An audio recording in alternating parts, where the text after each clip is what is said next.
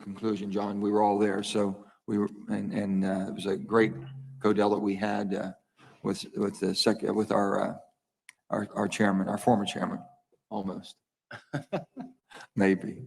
This committee has shown the ability to rise above that, and as evidenced by the recent enactment of the Energy Act, all of the above energy innovation package with provisions sponsored by almost 70 senators last year. It is abundantly clear that the dwelling on partisan rhetoric shuts down debate, collaboration, and progress. And as we look for ways to heal the division in our own country, I believe that one way for us to overcome our differences of opinion is by first grounding ourselves in the facts, which will serve as a guide going forward. Before hearing from our panel today, there is one fact that I would like to serve as our starting point, and that is climate change is real and largely linked to human activity. Scientists around the world, including in our own national laboratories, are researching many aspects of climate change, and the scientific record is convincing and growing. This year, excuse me.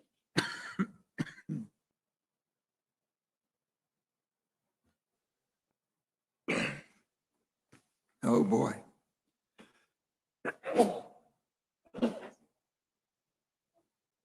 I just got tested.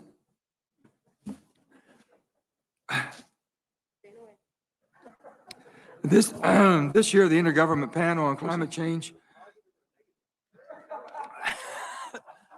That was a good one, John. This year, the Intergovernmental Panel on Climate Change will release its 6th comprehensive report on global climate change. And I look forward to learning the new findings. We also have an immense amount of energy data on our fingertips, thanks to the incredible work of the U.S. Energy Information Administration and the international organizations like the International Energy Agency.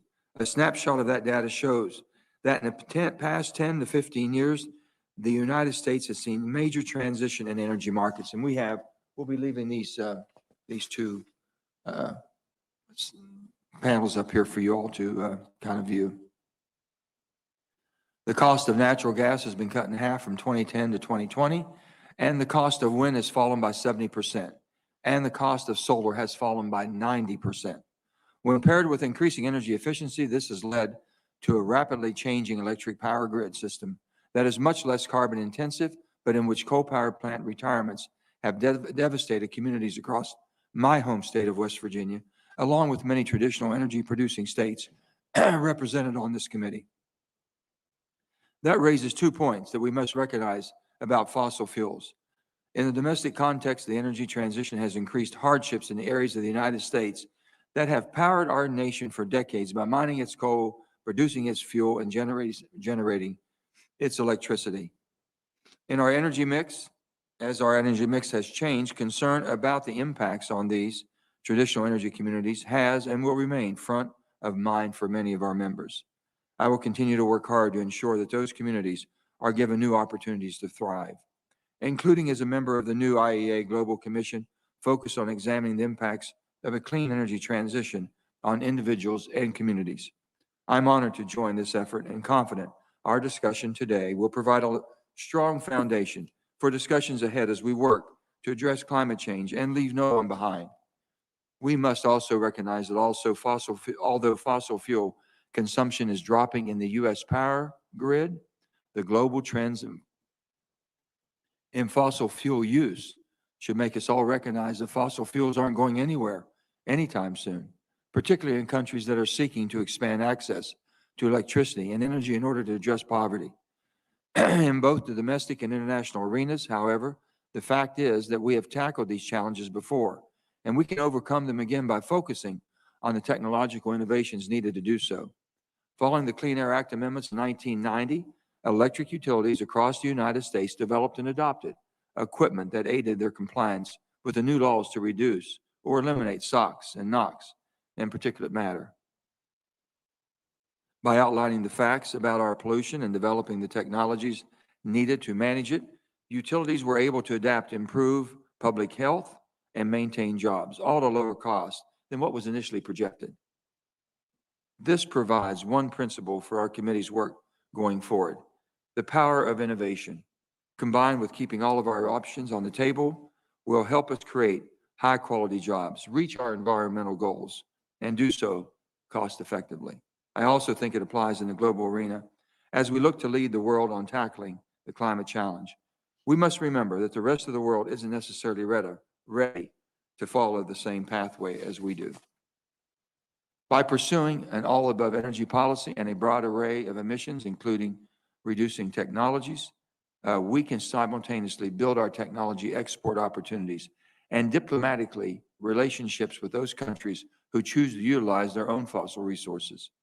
Today's panel includes experts that bring domestic as well as global perspectives, including Dr. Birol, the Executive Director of the International Energy Agency, Dr. Richard Newell, the President and CEO of Resources for the Future, Dr. Angel Su, an Assistant Professor at the University of North Carolina, Dr. Scott Tinker, the Director of the Bureau of Economic Geology at the University of Texas, and Mr. Mark Mills, a Senior Fellow at the Manhattan Institute. I would like to welcome all of you to the committee for this important retrospective discussion that will set the scene for forward-looking solutions. I look forward to hearing about this discussion and the trends and current state of play in global and domestic energy markets, technologies, policies, and emission reductions. Of course, the raw data and percentages are just the tip of the iceberg. Below the surface, the changes we've seen were being driven by innovation, policy, markets, and incentives. This discussion will serve an important role in setting a baseline of common facts and a historical perspective for this committee from which we identify the common challenges and opportunities and move quickly to address them. With that, I'm going to turn it over to Senator Barrasso for his opening statement. Senator Barrasso.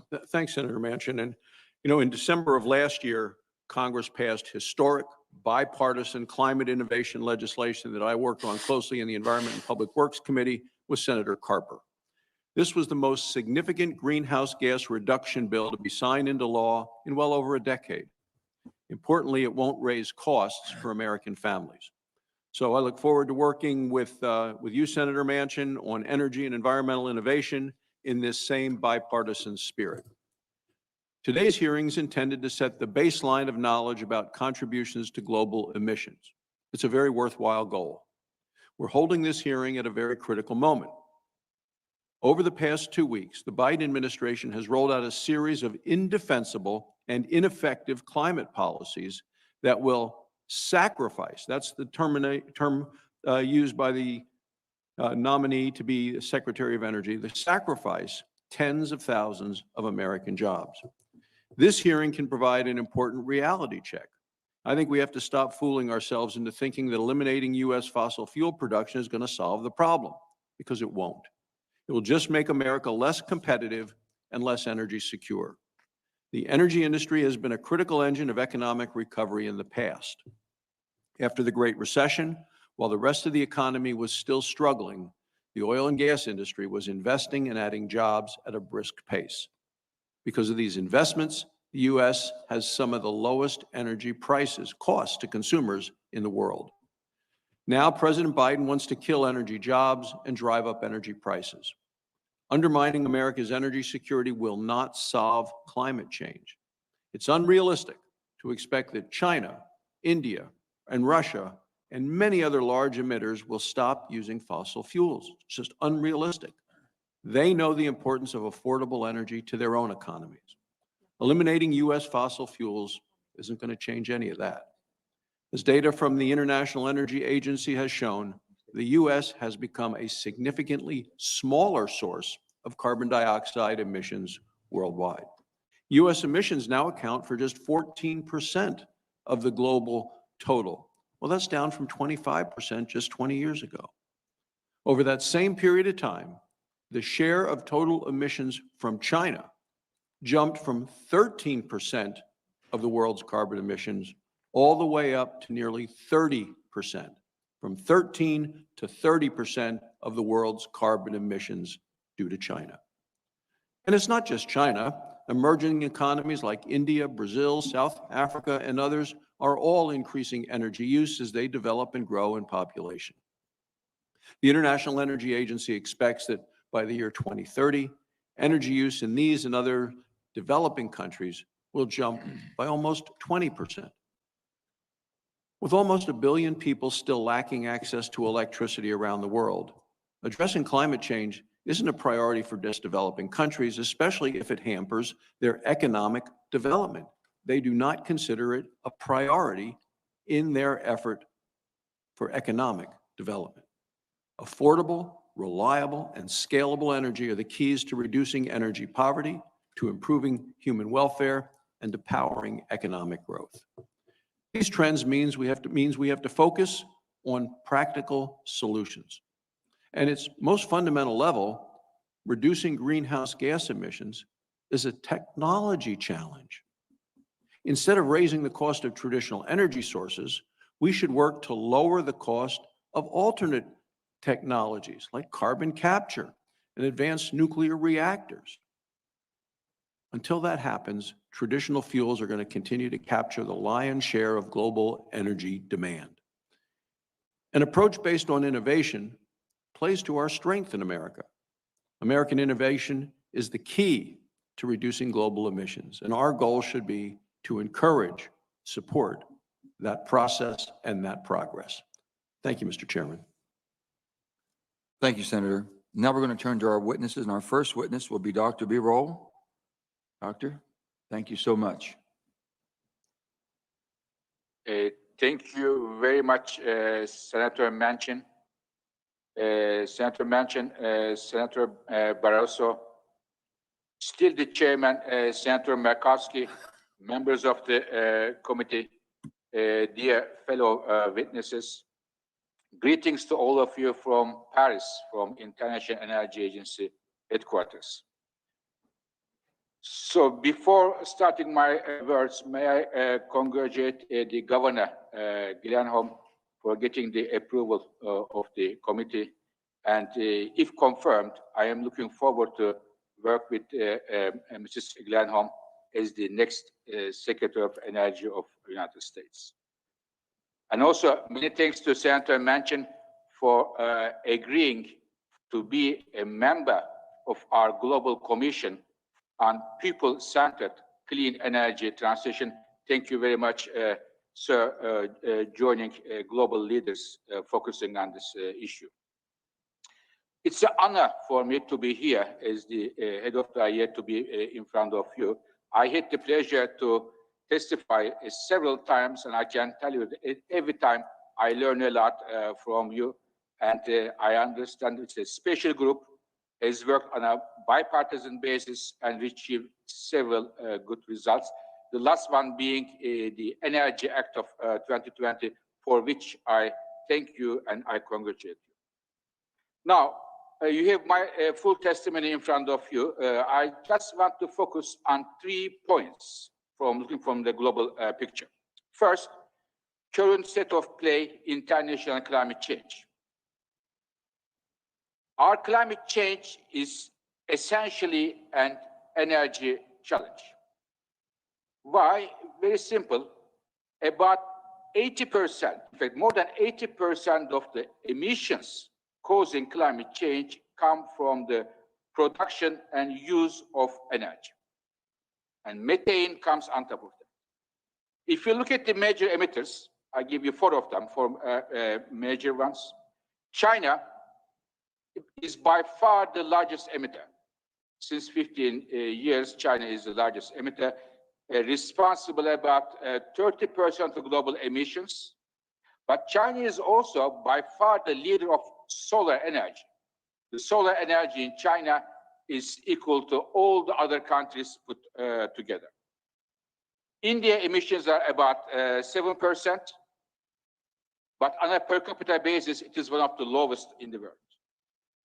European Union, also about 7%, and I should mention you that the latest EU stimulus package will spend billions on new clean energy technologies. United States, US has led the world emission reductions over the recent years, and today, US emissions are half of that of China. But on a per capita basis, still very, very high. So this is the picture where we are. Second point I want to mention is the technologies we have in hand to reach our climate goals. We have one group of technologies which are already ready for the markets. Solar, wind, onshore wind, offshore wind, hydropower, geothermal, nuclear power, they are ready for the markets. But they are alone not enough, by far not enough to reach our climate goals. Innovation, as the Senator Barroso mentioned, is the key word here, and the innovation in the carbon capture and storage in the industry, hydrogen, advanced nuclear will be critical to reach our climate goals. We have some which are ready, they are not enough. We need innovation, other clean energy technologies being part of our markets. Third point, clean energy transitions will have broader implications. And there are some challenges. I want to highlight only two of you. Maybe we can discuss in length in the next minutes to come. The first one is the challenges coming from the critical minerals. Under ambitious climate policies, the energy sector will become a major force in driving demand for copper, lithium, nickel, and cobalt. And we see extreme vulnerability of our global system in the next years to come. It is the reason IEA is preparing a major study to look at the global tensions that can arise from this challenge. Last point I wanted to mention as another broader implication is how the governments will be able to pursue clean energy transition without having major impact on the communities, on the workers. So a smart, well-designed policies will be critical in order to have everybody on board. So these are two major implications while we pursue clean energy transitions around the world. Once again, Mr. Chairman, thank you very much for inviting the International Energy Agency. I am looking forward to your questions and the comments of my colleagues. Thank you. Thank you, Dr. Biro. And next we have Dr. Null for his opening statement. Dr. Null?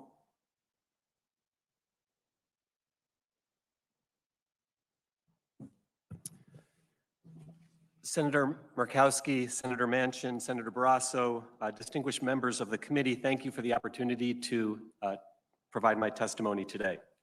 My name is Richard Newell. I'm the president and CEO of Resources for the Future, an independent nonprofit research institution that has informed energy and climate policy for decades. RFF's mission is to improve environmental, energy, and natural resource decisions through impartial economic research and policy engagement.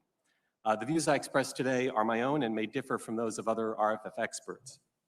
I've had the opportunity to testify before this committee previously as the administrator of the U.S. Energy Information Administration.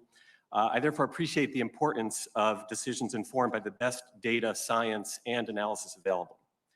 It's my pleasure to be with you here again to speak today about global climate, energy, and emissions trends, particularly from a U.S. perspective. The climate is unquestionably changing, and human activity is the primary driver. Since the Industrial Revolution, humans have released increasing amounts of greenhouse gases to the atmosphere, leading to higher average global temperatures, melting ice caps, sea level rise, and other impacts. The consequences are stark. The average global temperature has already risen by 1 degree Celsius, and regions like Alaska have confronted increases twice that amount. The US is the second largest emitter of greenhouse gases after China, and we remain the largest contributor to cumulative historic greenhouse gas emissions. 83 to 85% of US emissions come from the production and use of energy, particularly from fossil fuel production. Our emissions trajectory hinges on economic growth, improvements in energy efficiency, and shifts to low or zero carbon energy sources. These shifts are driven in turn by three major forces: energy market conditions, technological innovation, and public policy. US greenhouse gas emissions have declined since 2005, primarily due to declining coal-based electricity generation and increasing power from natural gas and renewable power sources. Wind and solar have experienced cost declines of over 70% since 2009 and have benefited from tax credits and other policies. Natural gas power has benefited from low prices due to shale gas innovation. There have also been substantial advances in technologies that can complement intermittent renewables to provide reliable power, such as energy storage, advanced nuclear, advanced geothermal systems, and natural gas with carbon capture. The transportation sector is now the largest source of U.S. greenhouse gas emissions, although transport emissions have fallen by about 5% since 2005, principally due to increased fuel economy of vehicles. The cost and range of electric passenger vehicles have improved considerably, but aviation, shipping, and long-haul trucking are more difficult to electrify. U.S. emissions from industrial sources, such as steel, cement, and petrochemical production, have shifted only modestly since 2005. Industrial processes that require very high temperatures or have process-related emissions require a distinct set of solutions, possibly carbon capture and storage, hydrogen, or advanced nuclear technologies. Outside of energy, agriculture, forestry, and other land use emission sources present distinct issues, and they also present opportunities for carbon removal through biomass carbon sequestration in forests, grasslands, and soils. Direct air capture of carbon is also now possible through technological means. Because the energy system is so widespread and complex, reducing emissions will require a broad and inclusive approach to incorporating new technologies. We can't know in advance which technologies will become most competitive, so expanding our solution set makes ambitious strategies more feasible. I'll conclude with 3 key observations. First, the concentration of greenhouse gases in the atmosphere is increasing rapidly, causing our climate to change. Fossil fuel use is the leading cause, and the US is a major contributor. Second, a wide array of technological options is both necessary and available to reduce emissions across a diverse energy landscape. And finally, given cost reductions and advances in clean energy and other emission reduction technologies, ambitious reductions are now more achievable at substantially lower cost. The success of emissions reduction strategies will depend on how well they meet the needs of diverse sectors, incentivize consumers and producers to choose low-emission options, and spur technological innovation. Research shows that incentive-based policies, coupled with targeted innovation support, are the most effective means to align private sector incentives with society's emission reduction goals. Innovation flourishes when accelerating demand for new technology is coupled with robust support for research and development. Senators, I want to thank you again for this opportunity to appear before you. I'll now conclude my remarks and look forward to your questions. Thank you, Dr. Newell. And next we have Dr. Sue. Thank you, Senators Manchin and Barrasso, and members of the Committee on Energy and Natural Resources for inviting me here to testify today. It is an absolute honor to be here and share my knowledge on these issues. I am a contributing and lead author to several global climate assessments and director of the Data-Driven Environmental Policy Lab at the University of North Carolina, Chapel Hill. Much of my research has focused on China and its contributions to global climate and energy policy. Maintaining primarily a global perspective, I would like to address 4 points. 1, where we stand today on global climate change. 2, where our existing policies stand in limiting global temperature rise. 3, China's role in combating climate change.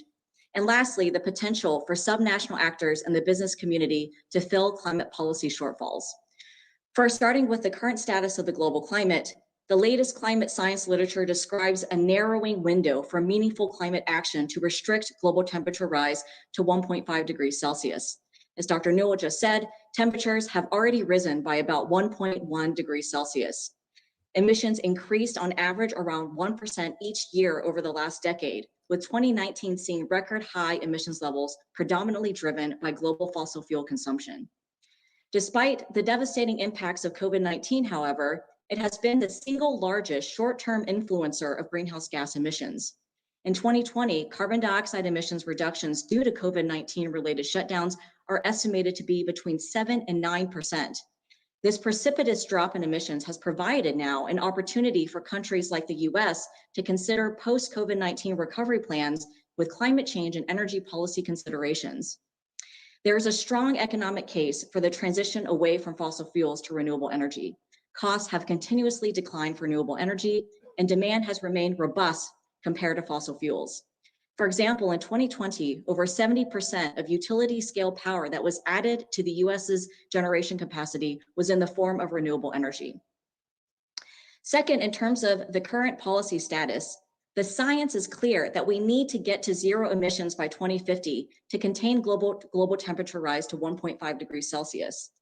Ideally, global emissions should have already peaked in 2020. One analogy that has been used to describe the challenge is that we need emissions now to fall off a cliff.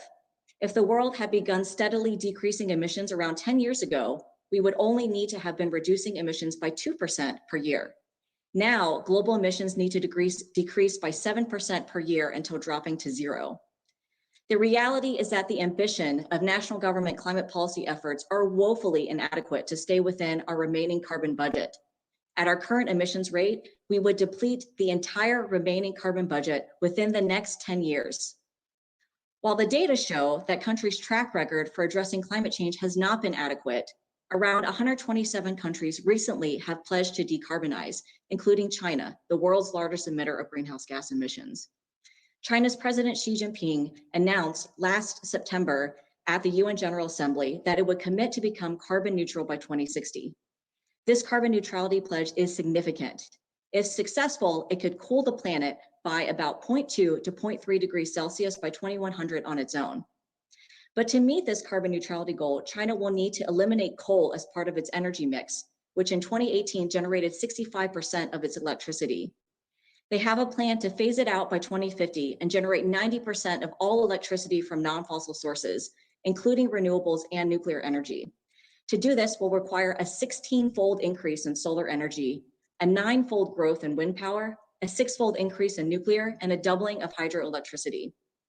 China will also need to grow renewable energy investments to around $15 trillion in the next 30 years. It currently already tops global clean energy investments at around $100 billion each year, more than the US and EU combined, and it is a leading manufacturer of wind, solar, and electric vehicle technology. The US and the world can have confidence that China will meet this carbon neutrality target. The country's past record demonstrates that it has met or it has come extremely close to meeting every single energy and environmental target the country has set. It is already on track to overachieve its 2020 and 2030 carbon intensity goals, and independent satellite data confirm that China has achieved significant reductions in air pollution already. Despite the importance of Chinese climate commitments and other existing agreements, however, they still won't get us all the way to net zero. Our research demonstrates that nearly 6,000 cities, states, and regions, and over 1,500 companies' existing climate efforts will lower greenhouse gas emissions by 1.2 to 2 gigatons of carbon dioxide equivalent in 2030. This is additional reduction, and it amounts to roughly 4% of the world's total annual greenhouse gas emissions, as much as Japan and Canada emit in a single year. In the US, these commitments could provide at least half of the reductions needed to meet its Paris Pledge. As of October 2020, more than 1,500 businesses, 826 cities, 103 regional governments, including 24 US states, have already made net zero commitments. To end, how national governments design post-COVID-19 economic recovery strategies will largely determine how much global emissions rebound to pre-COVID-19 levels. Global competition and cooperation on clean energy, building on continued progress from some national and business actors, is one vehicle towards our decarbonization goals. Thank you very much, and I look forward to further discussion and your questions. Thank you, Dr. Sue. And now we'll hear from Dr. Tinker.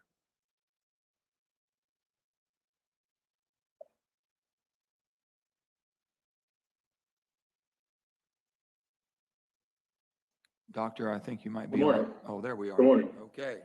Senators, distinguished members, fellow panelists, it's an honor to be here today with you. Senator Murkowski, thanks for your leadership. Senators Manchin and Barrasso, welcome. I look forward to working with you. We all share a common desire to provide affordable, reliable energy in order to grow healthy economies and lift the world from poverty, while also minimizing environmental impacts, including climate, land, water, and air. There may be a perception of division, but I think it's a false divide. Let's not let division triumph. I had planned to mention a bit about my background and highlight key facts about global poverty, population, and economy. But that's all in my written testimony, and it can be made available to anyone listening in. Instead, I'd like to tell you a story. The films we have made the past decade on global energy, the environment, and poverty are nonpartisan and introduce critical thinking of these important issues. They're used by educators all over the world for students of all ages. As such, I'm asked by teachers and faculty globally if I could please visit in person or Zoom in with their students for a short discussion. It would mean so much for the kids, they say. I try to do as many of these each month as I can. Just before COVID, I was visiting an environmental class of about 50 lower division university students and asked me anything format. And near the end, one student said, and I quote, "Why does any of this matter?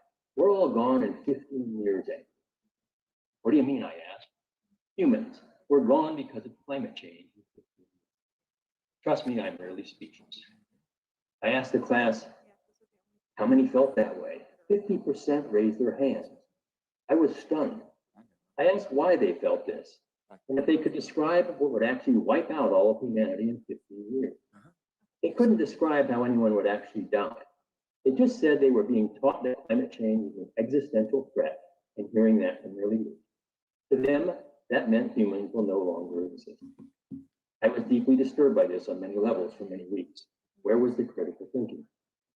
The nonpartisan nonprofit Switch Energy Alliance that I formed many years ago makes critically thinking films on energy and the environment.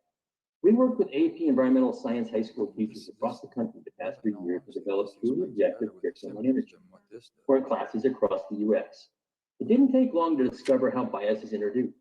Here's an example of 2 essay questions from an AP test. What are the environmental benefits of offshore wind? What are the environmental impacts of tar sands?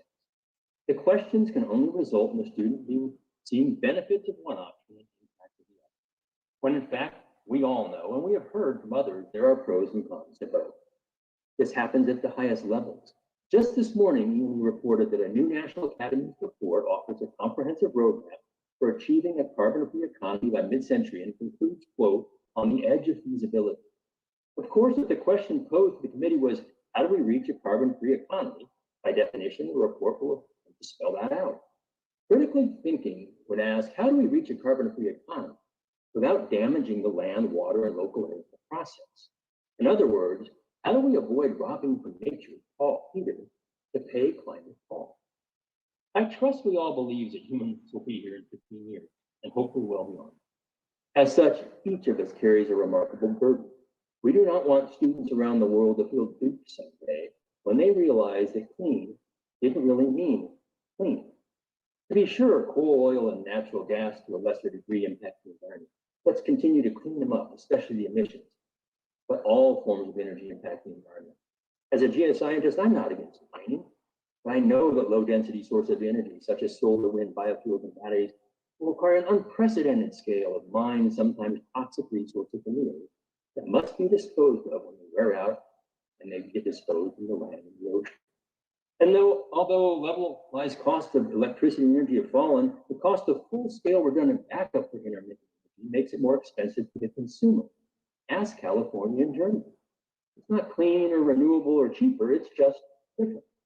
So let's converge on a plan that provides equitable energy access globally and addresses not only emissions, but all environmental. The plan should focus on some key CO2 solutions, reduce actual CO2 emissions into our single global atmosphere, protect the rest of the environment, be affordable, dispatchable, and scalable, be deployed or deployable in the next 2 decades, protect U.S. security and the U.S. economy, and lift the world from energy and economic poverty. Fortunately, solutions exist. Options you have heard from other witnesses are remarkably consistent, switching from coal to natural gas, especially in Asia. If Asia doesn't act, it won't matter. Preserve the nuclear fleet in the U.S. and support nuclear globally, especially small modular reactors, and streamline deep borehole disposal. Accelerate efficiency across all U.S. and global sectors. Natural gas nuclear efficiency in partnership with solar and wind, CCUS, hydro, geothermal, hydrogen, and others provide dispatchable, reliable, affordable energy today, and it preserves industry and grows jobs. The U.S. can lead through investment in technology, own state incentives, and efforts to find scalable, affordable, timely solutions. Although tempting, we've got to resist the well-intended efforts to restrict market opportunity and optionality, which often result in unintended consequences. Thank you for your opportunity to speak to you today. Thank you, Dr. Tinker. And finally, we have Mr. Mills. Thank you for being here, Mr. Mills. Thank you, incoming Chairman Manchin, and very much for We'll get this worked out pretty soon. and thank you, outgoing Chairman Murkowski. I was tempted to make an allusion to Bill Murray and the movie we all know and love, but thank you for inviting me. It's an honor and a pleasure. And Senator Barrasso, members of the committee. Since the purpose of this hearing is to establish a baseline on the state of affairs regarding carbon dioxide emissions associated with energy, permit me to note three basic realities, and each of them have implications for the subject at hand. These are realities, in fact, that help explain why, as the committee's joint staff memorandum notes, that global carbon dioxide emissions continue to increase prior to the pandemic lockdowns, despite massive investments in non-hydrocarbon energy production, both in Europe and the United States and China. First, it's indisputable, and it's a good thing, that the world will use far more wind turbines and solar machines and electric cars in the future. The reason for that, aside from obvious policies encouraging all three, is anchored in the fact that those technologies are all profoundly better than they were a decade or two ago. And given the magnitude of future global energy needs, bring people out of poverty, more options are always better. Second, it's equally indisputable that all energy machines are necessarily built and operated using materials that must first be extracted from the earth. Replacing hydrocarbons with wind, solar, and battery-powered machines, the principal vectors in most countries on these discussions, doing that constitutes a major shift in both the nature and the quantities of these energy materials. It's a switch from using mainly liquids and gases to using solids. And it's a switch that on average results in a tenfold increase in the quantity of materials mined and processed per unit of energy delivered to society. And third, the United States is today, and will be for the foreseeable future, a net importer of either wind, solar, and battery machines, or key components for those machines, or in fact, for most of the critical energy minerals and materials needed to build them. These realities have implications in the accounting of carbon dioxide emissions. They also have economic, of course, geopolitical, environmental, and even human rights implications. I note briefly that the U.S. is essentially, as the committee knows, self-sufficient today in net hydrocarbon use. It's an importer, though, of alternative energy materials and machines. This means that replacing the former, which supply 80% of America's energy, with the latter, would replace a very large share of the domestic GDP with imports. So given the way the world is, not as we wish it would be, increasing domestic use of wind, solar, batteries results in a de facto export of carbon dioxide emissions. That's because mining and processing of energy minerals and the fabrication of energy machines is inherently energy intensive. And most of that energy use takes place offshore. Now, calculating the magnitude of that, we could call it offshoring of emissions, it's actually complex. There are some analyses have, for example, looked at the impact of processing battery materials or fabricating battery components in China, which in fact, as the committee may know, is a major, if not the dominant share of such industries. With China's grid that's 2/3 coal-fired, that processing and fabrication leads to a supply chain carbon dioxide emissions that constitute a significant share and can even be the entire share of any emissions that are eliminated by replacing a combustion engine with an electric vehicle in many parts of the United States. In fact, and more broadly, looking at global mining, its oil use for heavy machinery, of course, rivals the total oil use of global aviation, of course, before the great lockdowns. Meanwhile, the path contemplated in the Paris Accord will lead to the greatest acceleration in demand for mining that the world has ever seen. This all points to the need for a realistic supply chain emissions analyses, accounting of the carbon dioxide of where it really comes from and de facto export of carbon dioxide emissions, something that's lacking in the current carbon accounting. It also points, frankly, to an opportunity for the United States to revitalize our domestic mining and mineral processing industries, something I note that China has been focused on for years. I'd like to conclude by noting that there's some irony in the fact that the world is coming full circle to revisit the importance of mining. It's humanity's oldest industrial activity, in fact. Way back in 1934, speaking of baselines, the great American philosopher and technology historian, Lewis Mumford, who was born in Queens, by the way, observed in a seminal book about technology and civilization that the industrialization of mining was a major, and in fact, in his view, it was the primary vector, the primary driver in the creation of modern capital markets, in the organization of labor, and in our understanding of our relationship with the environment. Given green energy plans, I expect we'll be revisiting those lessons in the coming decades. I thank you for the opportunity to testify. Thank you, Mr. Mills. And now we will turn to our chairwoman for her questions. She was just regrouping there and she's ready. I'm absolutely ready. I was getting ready to go over to help and then come back, but you've given me an You're going to start right out, ma'am. You're I'm gonna still start officially right our out. chairperson. I do have to comment, Mr. Mills, your last statement there, or included as part of your last statement, the recognition or the reality that we are switching our vulnerability, if you will, from liquid state to soon solid state. That's something that I think we need to be thinking about. And it's something that this committee has focused on. Senator Manchin and I had our critical minerals bill that we included in the Energy Act. But we know we need to be doing more with that regard. And what you have highlighted here, I think, is very important. And you, Dr. Birol, in your comments mentioned much the same. And again, I want to extend my thanks and my appreciation to Dr. Birol, you and your leadership, the opportunity that I have had to serve as a member of the Global Commission on Energy Efficiency, some of the best practices that we have been able to work through and talk about. I just so appreciate your leadership there. I guess I would direct this question to both Dr. Birol and you, Mr. Mills. We have seen recent executive actions.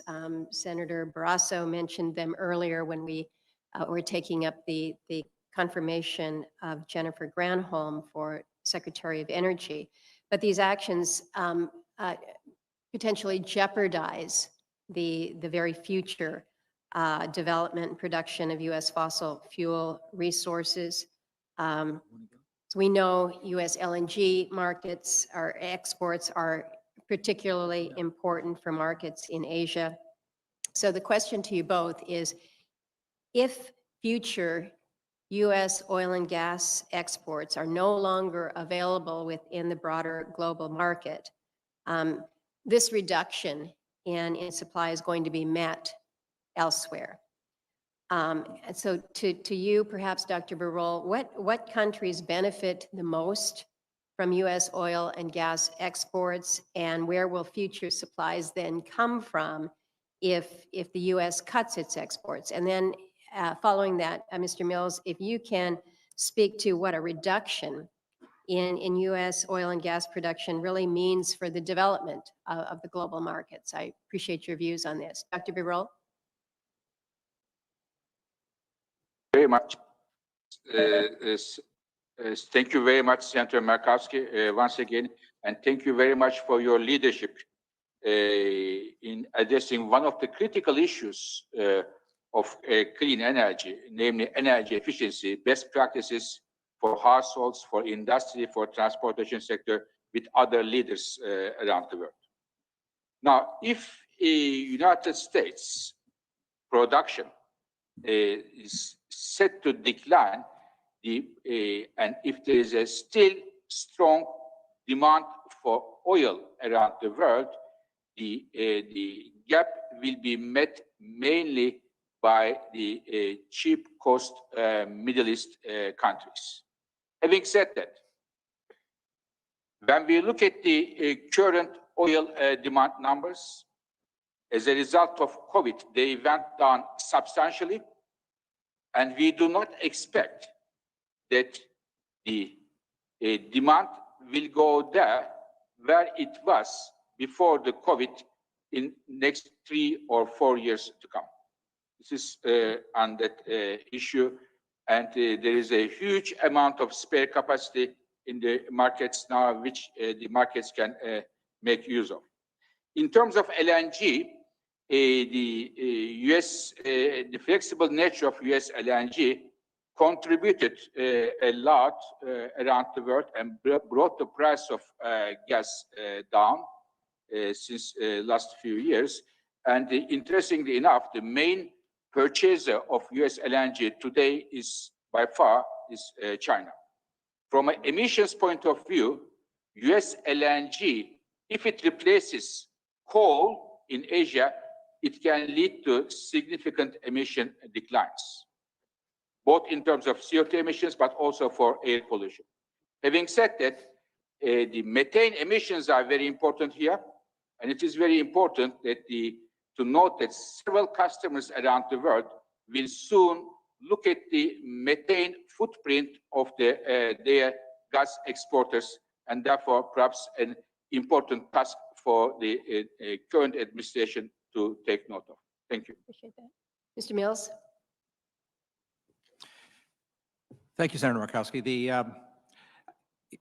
I would say first that the IEA has been remarkably honest. I don't mean this as any surprise or shock, at outlining the realities of where the world's energy markets are going in the near term, both with respect to the demand for critical energy minerals, but also with respect to where oil and gas demand are trending, given the nature of the world. So it's my go-to for, we'll call, honest analyses at the global level. Your question about what will happen to the U.S. and world development is, I think, a particularly appropriate one. As we know, the demand for oil is not, and in all the forecasts show, it's not going to decline. It's going to go back up to roughly where it was. Who produces that oil and who's going to produce the natural gas? We know, I would add to the OPEC nations, Russia is the other principal beneficiary, and some other African nations, but principally it's Russia and OPEC. The world divides simplistically into oil and gas, transportation and electric power, roughly speaking. And the United States' role in the transportation markets and the cost for people to get around in cars, we can distill our impact in a very simple way. We in America were essentially responsible for the collapse in world oil prices to the benefit of world consumers who drive and fly. There will be about 1 billion cars added to the world's roads over the coming couple decades. Even if all the existing cars become electric, which is going to be extraordinarily difficult, there will still be an enormous demand for oil. Markets, consumers will want that oil to be cheap. We drove the price down. We can continue to drive the price down. It's essentially the swing producer. That's what's happened. The United States became, in the last decade, to the total shock of the world, the swing producer. It's to the detriment of U.S. oil companies, by the way, because it means you're a price taker. You're not a market maker. Every time prices go up, as we all know, it's like Mardi Gras again in the oil fields, and they start drilling and prices collapse. Natural gas is the go-to source of electricity for the world. Coal is still growing, as you all know, but natural gas is the go-to. And there as well, the U.S. shale fields directly caused the collapse in global gas prices. Just the anticipation of the U.S. entering global markets caused prices to collapse. Gazprom began negotiating and renegotiating new prices with Europe. The world benefited. The world's electric consumers benefited from American shale fields. Lastly, I'll note in terms of development, the United States, and this sounds a little bit bombastic, but I'm a Canadian as well as an American. The American oil and gas industry is the technologically most sophisticated in the world. It's path-breaking capabilities, not just to produce marginal oil and gas more inexpensively, but more efficiently, which in the fuel cycle for carbon dioxide emissions matters, and more environmentally sensibly. So we are the pioneers in that. If we push that oil production and gas production to parts of the world which are not as cautious and not as good at it as us, the oil and gas will be produced there. It will be less efficient, less clean, and probably more expensive, which I think net bad for the world. Mr. Chairman, thank you. Ranking Member Barrasso, I think both gentlemen have well pushed me beyond my time, but I think their responses and the reality of the role that the United States has played in a very dramatic way, very quickly, in terms of being that player in production, in what we have been able to do with our allies, is nothing short of extraordinary, and I would certainly hate to see us go backwards with that very significant and dominant role. Thank you. Thank you, Madam Chairman. And with that, Senator Heinrich has another conflicting committee meeting, and I want him to take my time right now. Thank you to the former and current chairman. Dr. Newell, I wanted to ask, the ranking member brought up the concern that embracing renewable power sources could lead to unaffordable energy supply. Could you sort of walk us through the major sources of electric power generation today and how they stack up based on levelized cost of energy? In other words, what sources are most expensive today and what are the cheapest? And what does that say about where we're going? Thank you, Senator. So there's been dramatic change over the last 10 years or so in the what's called the levelized cost of electricity production, which takes the upfront capital cost of building a new plant and also takes account of the fuel costs that you would use to operate a gas or a coal-fired plant, and it puts those two things together and expresses it in dollars or cents per kilowatt hour. So what we've seen is, as I mentioned in my testimony, a very, very substantial drop in the cost of both wind and solar power since 2009. Solar power has come down in its levelized cost by about 90%, and wind, which had been thought of as actually a relatively mature renewable technology, has actually come down by about 70%. What that has done is it has really flipped on its head the relative stacking of where new capacity additions are coming from. And whereas it was true in the past that natural gas was actually a favored low-cost provider of electricity, that has changed substantially. What we've seen over the last decade is that renewables, both wind and solar, competing with natural gas for new capacity additions. The U.S. Energy Information Administration, which is where I look to for kind of constant tracking of this levelized cost of electricity, is coming out with its annual energy outlook today. It hasn't been released yet. But in a preview of that, the EIA kind of reconfirmed what it has shown over many years now, which is that renewable energy in terms of new capacity additions for electric power is taking increasing market share, and that looking forward, renewable power will actually be the majority of new capacity additions. That's without any future changes in policy. If you look at the other sources of electric power, natural gas tends to be there next, natural gas combined cycle. And then coal and nuclear power in terms of new capacity additions are relatively more expensive now compared to both natural gas and renewables. Obviously, we've seen a lot of stranded coal assets as over the last few years. If the current trend continues with respect to the decline that we've seen historically in solar prices, as well as in wind generation prices, is there a risk that assets that were financed with the idea, gas assets in particular, to be 30-year assets, if they should be financed more on a 15-year or shorter time frame, what's the risk of natural gas generation assets becoming stranded assets in the coming years? Yes, so the issue of what I would refer to as climate financial risk is an increasingly important conversation, both in the investment community, of course, to power producers and energy producers as well. So this is why it's important, I think, to lay out in advance what our future policies will be. Investment unfolds over time. These aren't sudden shocks to the system. As you alluded to, new investments are made. They do last a significant period of time. They can last 1, 2, 3 decades. But policy also evolves, and energy transitions also evolve over the course of years and decades. So I don't expect these to be sudden shifts. Whether or not there's kind of stranded assets, that will depend upon if there's sudden shifts and that investors can't anticipate what kind of cost recovery they'll get on their investments. Dr. Biddle, in its World Energy Outlook analyses, IEA historically fairly consistently underprojected both growth trends and the cost reductions for renewable energy.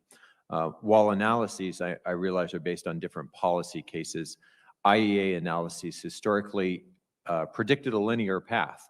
But the shifts that we've seen consistently, actually, since the 1970s on, have clearly been exponential paths, not linear paths. And I think this potentially points to the need for a reassessment of the scenarios or assumptions that are used. I know that IEA has made some changes to the WEO over the past couple of years, particularly in 2020, but I was hoping you could speak to those adjustments, what adjustments IEA has made in modeling or assumptions to improve projections of renewable energy in the future. Thank you very much, Senator Heinrich. I am very happy that you asked me this question again. So last time you had the same question. I want to repeat my answer, if I may. What we do is, Mr. Senator, we look at the projections. If the governments do not change their policies, what kind of world we are facing with? So which we call our reference scenario or stated policy scenario. And here, with the policies governments are putting in place, we have seen a strong penetration of solar, and but the level of the solar penetration was not high enough as much as we would like to see to reach our climate targets. But in addition to that scenario, you might have missed that scenario, which we call the sustainable development scenario, we have seen a huge increase of solar power. Indeed, only a few months ago, I have the liberty to call solar as the new king of global electricity markets.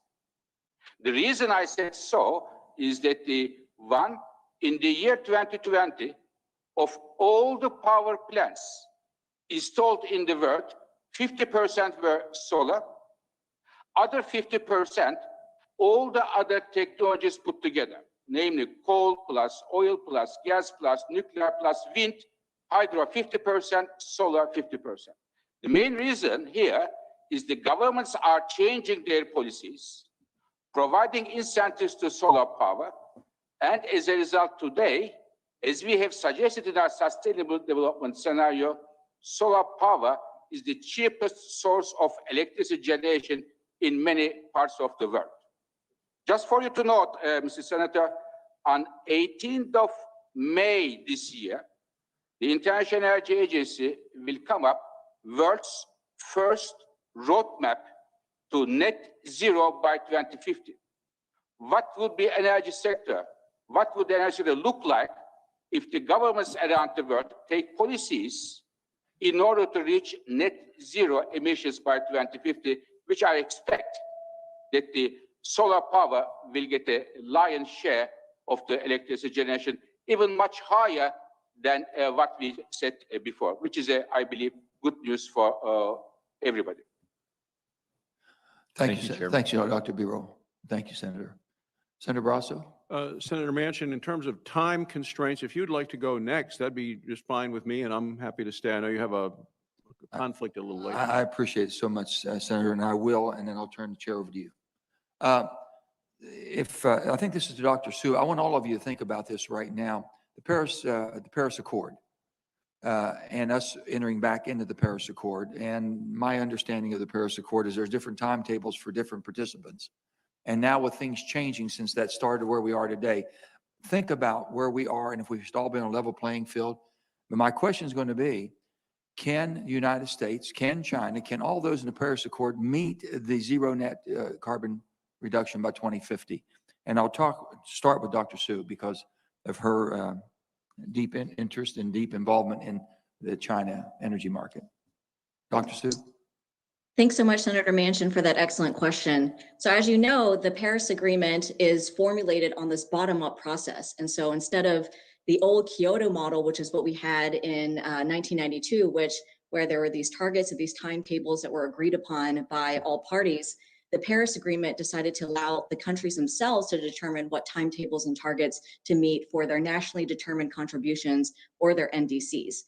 And so what the science dictates, it provides this broad picture of where we need to go as a world in order to hit these targets of containing global temperature rise within 1.5 degrees Celsius. But the countries themselves can then determine what types of target years and commitments on climate change mitigation, adaptation, financing, what those look like. Don't you think, if I may interrupt, I'm so sorry. with your no, knowledge sorry. that you have, especially based with China being one of the greatest emitters, but all of us, if we're on that trajectory to hit that, and China says they can United States make it? Can China make it? And what should we be able to do to make enforcement that other ones, if they're going to say we belong to the Paris Accord, but they're not going to attain any achievements whatsoever in meeting the zero net carbon by 2050, how can we enforce that? So that's a really good point. And I think one of the major criticisms of the Paris Agreement is the fact that it's not legally binding. And so because of that, then it's largely up to country governments themselves to implement laws and legislations and to actually implement those particular policies to meet their goals. I think for China, one area and one reason why I have a lot of optimism, and we can see based on their track record that they will meet their Paris Agreement targets, is the fact that they have adopted their Paris Agreement goals within their 5-year plans. And so it's actually codified into binding laws at the very top level and then implemented at the lower provinces. And so I think we can have really a reasonable assurance that China will actually meet their goals because it's part of their law. And then the 14th 5-year plan, which will be released in the next coming weeks, is also expected to incorporate many of these energy and climate targets for the Paris Agreement to help them achieve their goals. And then also we should be expecting an enhanced ambition Paris Pledge and NDC that will also reflect the fact that they have now this longer term 2060 carbon neutrality target. And so it's, but then even still, you're absolutely right that when you look at the climate models and the scenarios, all of these Paris pledges that countries have made do not add up to get us to net zero by 2050. Right. In fact, it's leading to about a 3.6 median degrees Celsius warming world by 2100. And currently we have about a 97% probability that we're going to already overshoot to 2 degrees Celsius. So absolutely the targets and the pledges that are put forth in the Paris Agreement are completely inadequate.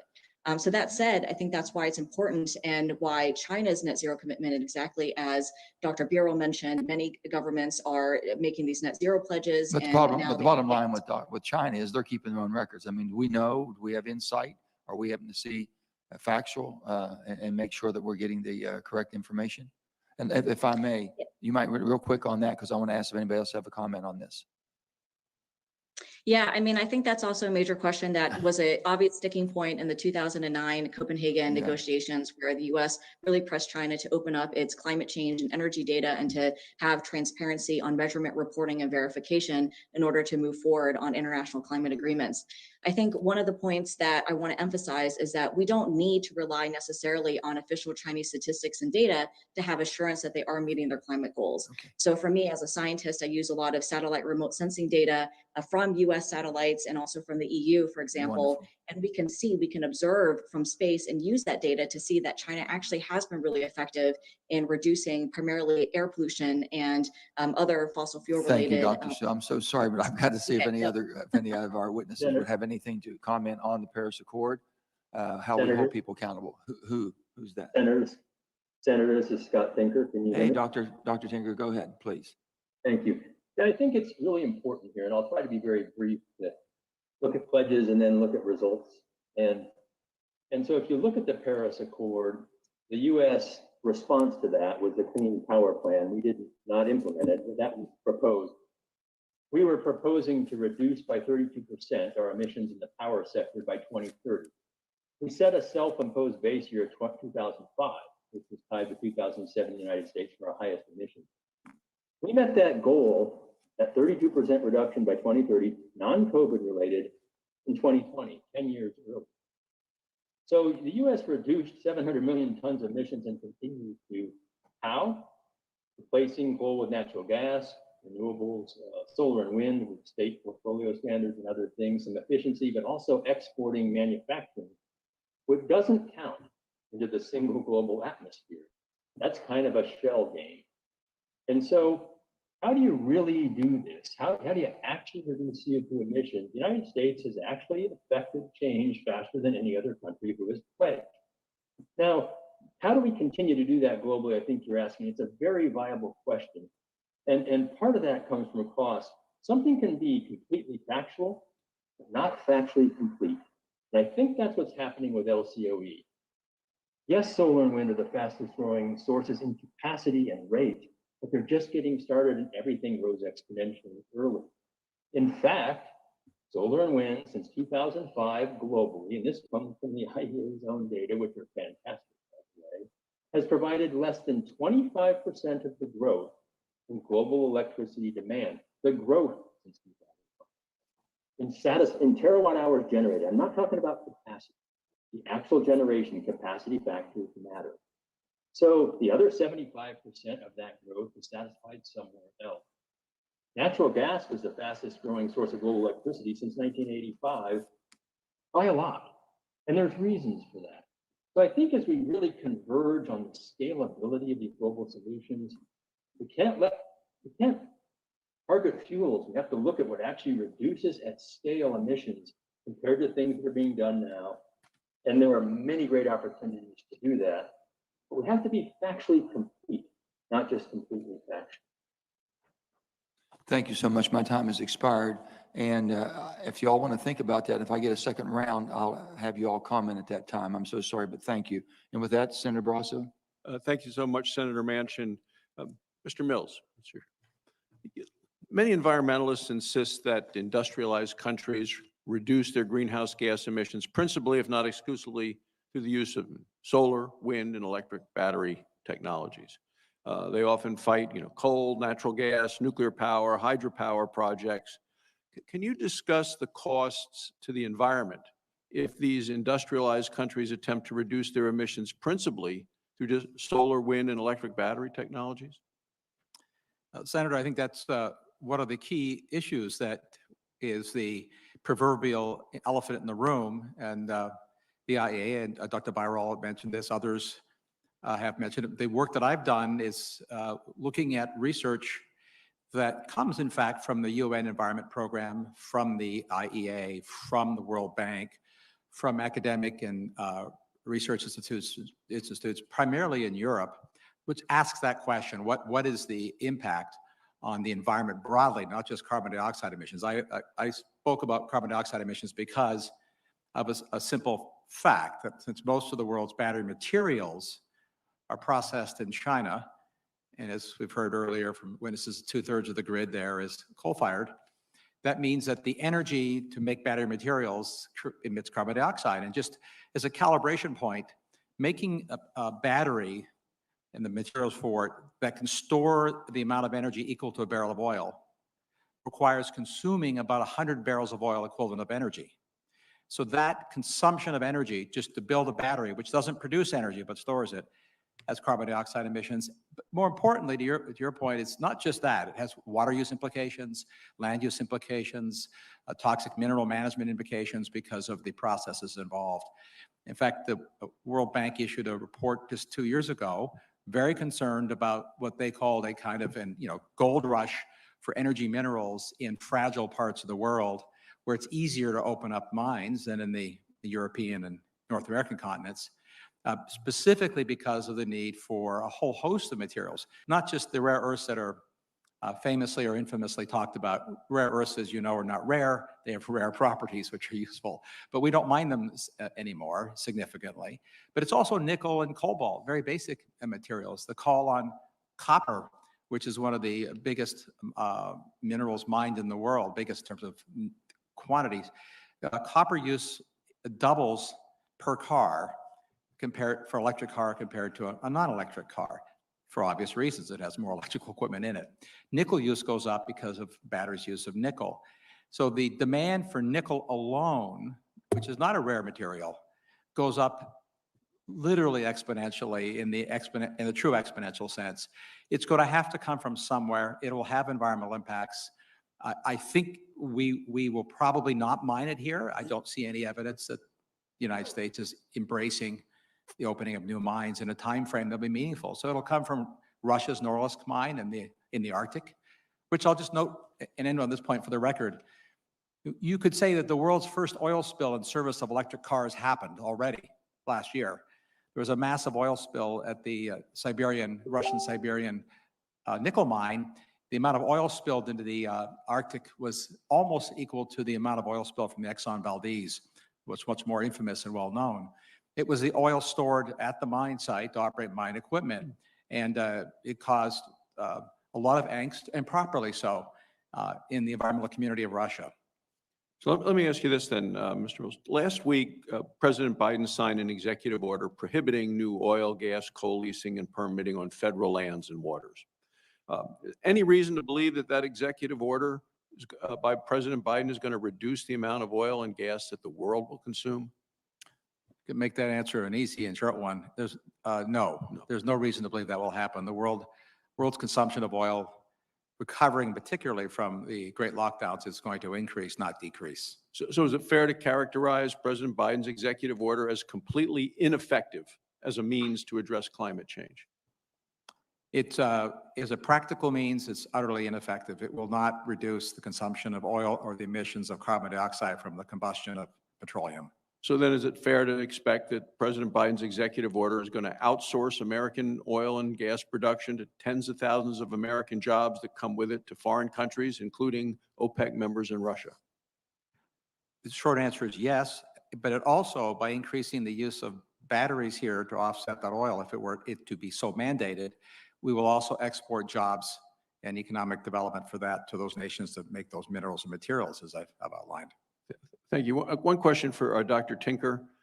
U.S. carbon dioxide emissions have been steadily declining since 2007. And the International Energy Agency's most recent forecast expects that U.S. emissions to decline by another 17% by 2030. So other industrialized countries are also expected to reduce their emissions by 2030.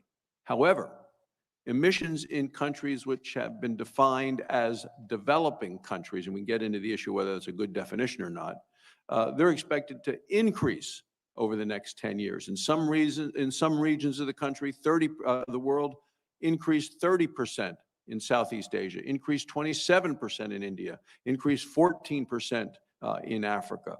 Is it accurate, Dr. Tinker, to say that all of the future growth in global emissions is going to come from these so-called developing countries? It is, and there's a reason for that. I think the United States and Western Europe, we built our fundamental economies on coal and oil for transportation and power generation.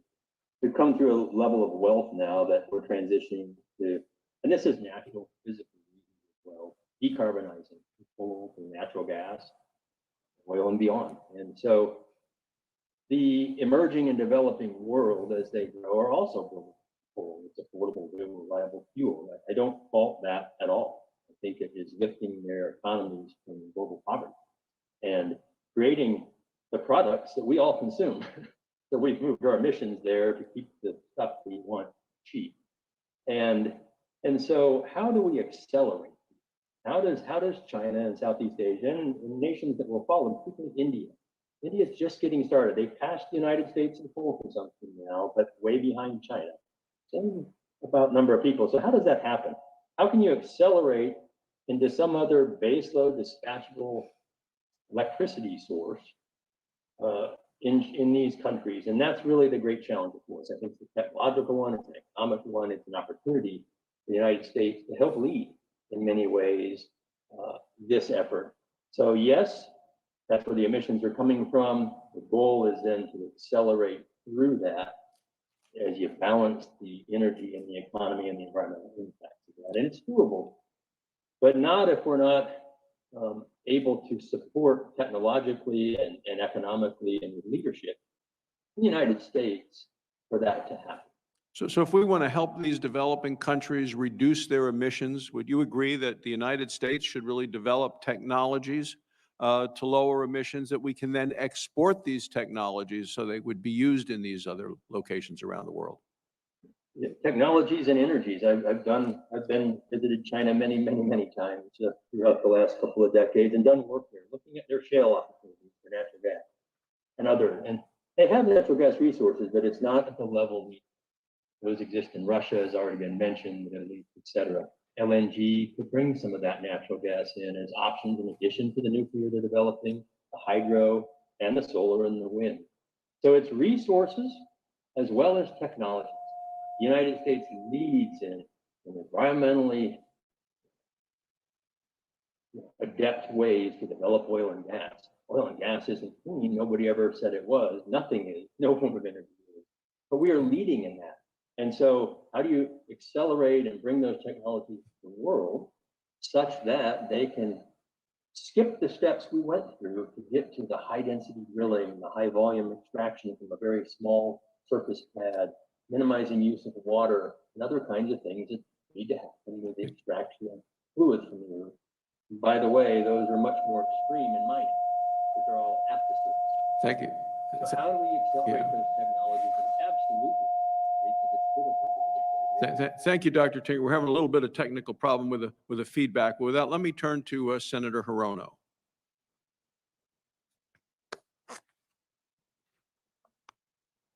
This is for Dr. Granholm. In your testimony, you highlight the need for ambitious actions and note that almost half. Could you wait, give us 1 second? We're having a hard time getting the volume up. I can kind of hear you, but Right. but the rest of the folks cannot. Okay, It might be on, oh, they're telling me it might be on your end. really? Now it's better. dear. It's better. Much better. If you get closer to the microphone, perhaps. Please proceed. Shall I start again then? This is for Dr. Granholm. In your testimony, you highlight the need for ambitious actions and note that almost half of the emission reductions needed to reach net zero by 2050 will need to come from technologies that have not reached the market today. And you note the importance of American leadership. And as you know, American leadership on clean energy is a priority for President Biden. What kind of ambitious incentives or mandates do you think the U.S. needs to put in place within the next year or two to remain a leader in emission reductions and clean energy technologies? Dr. Briol. Thank you. Thank you very much, Senator Hirono. This is an extremely important fact. In fact, Senator Manchin asked the Paris question, and this is very much linked to the Paris question, how to reach the emission reductions, huge emission reductions in 2050 to have net zero emissions. Mm-hmm. So we need 3 things here. One, to make the most out of the existing clean energy technologies. What are those? Renewables, efficiency, nuclear power. These are the key ones. But these are, as you said, Senator Hirono, these are not enough to make the emissions come to net zero by 2050. Right. As our analysis show, the half of these emission reductions need to come from technologies which are not in the market yet. Yes. Therefore, the key word is innovation. What are those? For me, a critical one, perhaps the most critical one, is carbon capture, utilization, and storage. This is an extremely important one, looking at the current energy infrastructure we have around the world. Second, advanced nuclear power. Third, hydrogen. Fourth, the batteries, the advanced batteries. And when I look at the history of the United States, the innovation is in the DNA of the US energy industry. In fact, US industry in general. When we look at the internet, when we look at the chips, United States was at the forefront. So my expectation is United States, not only at home, but internet shows a leadership to push this clean energy technologies, which are not in place yet, but very important for the future. You have at the DOE wonderful laboratories across the country, and they can play a critical role here, Yes. in my view. Dr. Bureau, the question was, what kind of mandates or incentives? Because I know we're doing things with battery development, for example, but are there ways that we can incentivize the commitment to moving into those innovative areas that you're talking about? But let me just ask one more thing, though. You talk about using existing technologies, and one action that we can take today using technologies that are already on the market is a lower methane emissions, to lower methane emissions from oil and gas wells. And a January 2012 IEA report noted reducing methane emissions from oil and gas operations is among the most cost-effective and impactful actions that governments can take to achieve global climate goals. However, the report notes that while reducing methane emissions may be cost-effective, many companies are not voluntarily doing so.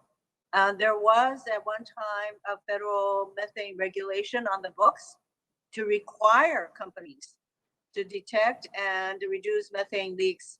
And the Trump administration repealed it last year.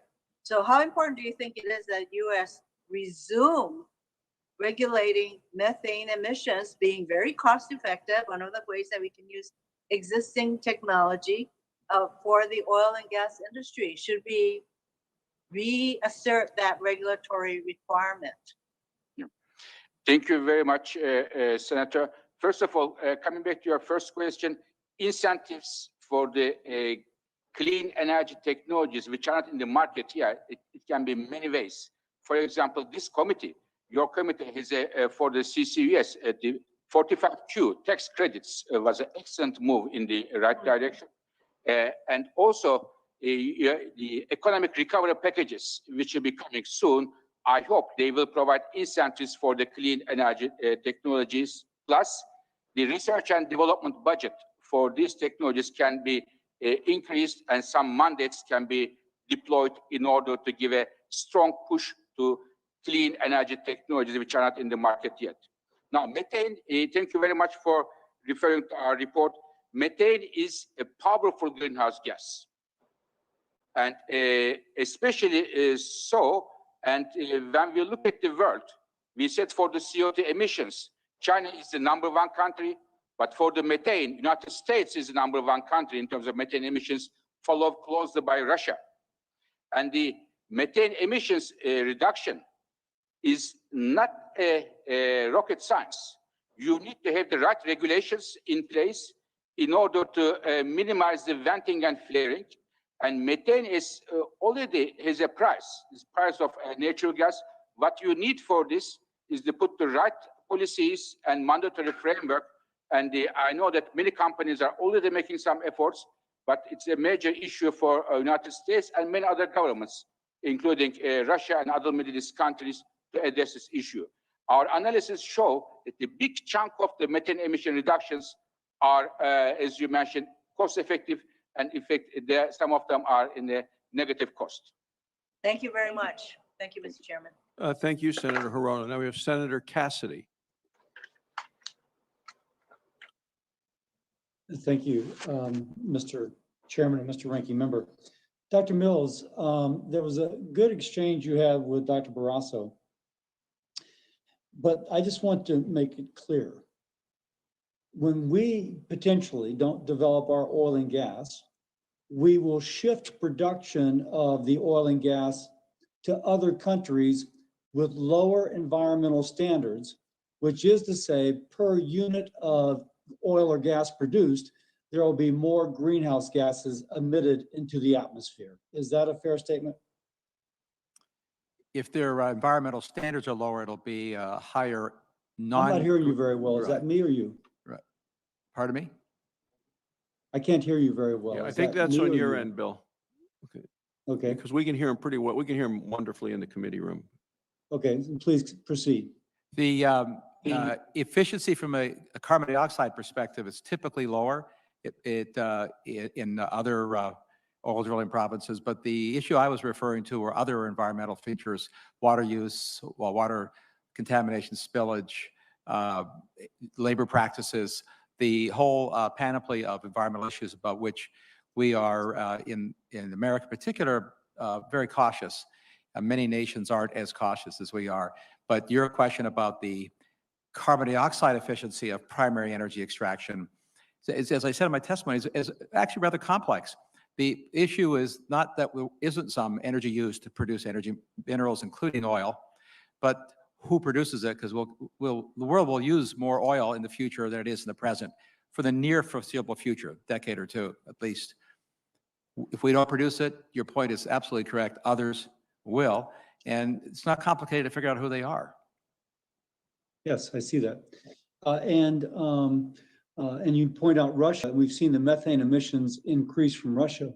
And so presumably if they took over gas production, that you would continue to see that increased methane from Russia.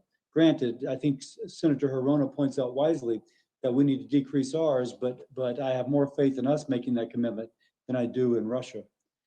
Mr. Newell, in your response to Senator Heinrich, you spoke of the levelized cost of electricity, but it's fair to say that that levelized cost of electricity for wind does not include the backup plants needed to address the intermittency of the wind and the base load that would be required to run concomitantly.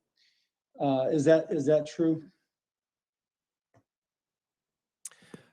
Senator, yes, you know, one of the, I have another question. I have limited time. one of the inadequacies of the concept of levelized cost is that it doesn't directly address intermittency of different resources. And so that you make So let me ask another question because I have limited time. Yeah. What I don't know, does the price that is quoted for wind, is that net of the federal subsidy that goes for the production tax credit or whatever is used?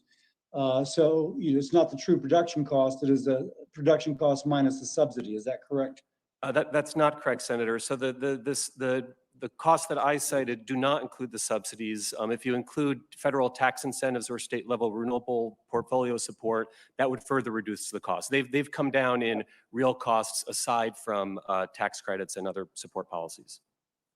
Thank you very much. Dr. Barol, really always enjoy your testimony and enjoy all of your testimonies. You mentioned the reliable supplies of critical minerals and metals vital to energy transitions. I don't know this answer, but I've read that there's actually not enough